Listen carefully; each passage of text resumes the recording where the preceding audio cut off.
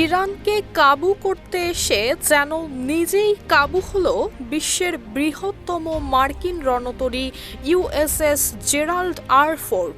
নানান সমস্যায় জর্জরিত হয়ে অবশেষে মধ্যপ্রাচ্যের জলসীমা ত্যাগ করল এই মার্কিন সুপারশিপ।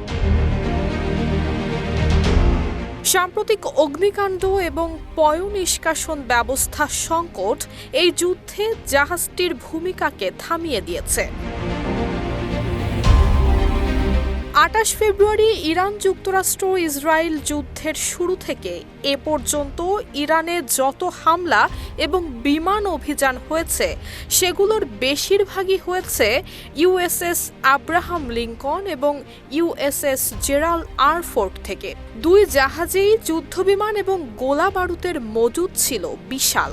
তবে গত ১২ মার্চ ইউএসএস জেরাল্ড ফোর্ডের লন্ড্রি বিভাগে ভয়াবহ আগুন লাগে। গরমে আরাম নিয়ে হবে না হাহুতাশ, ঘুরলে পরে ওয়ালটন ফ্যান বাতাস আর বাতাস। সেই আগুন নেভাতে গিয়ে আহত হন দুজন সেনা এবং সেনাদের অন্তত ১০০টি বিছানা এবং বিভিন্ন সরঞ্জাম ধ্বংস হয়ে যায়। এছাড়া পাইপলাইনের ত্রুটি থাকায় টয়লেট উপচে ওপরে বর্জ্য উঠে আসায় জাহাজটির অধিকাংশ ওয়াশরুম ব্যবহারের অযোগ্য হয়ে পড়েছে। জাহাজের প্রকৌশলী টিম জানিয়েছে এই ত্রুটি সারাতে হলে জাহাজ ডকইয়ার্ডে নিয়ে যেতে হবে, কেননা মাঝ সাগরে মেরামত সম্ভব নয়।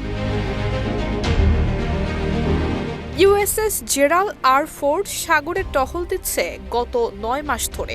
এই রণতরীর জোরেই ইরান হামলার আগে ৬ মাস ধরে ক্যারিবিয়ান সাগরে তথাকথিত মাদকবাহী নৌযানগুলোর বিরুদ্ধে অভিযান চালিয়েছে যুক্তরাষ্ট্র। টানা ৯ মাস সাগরে অবস্থানের কারণে জাহাজের সেনারাও ক্লান্ত।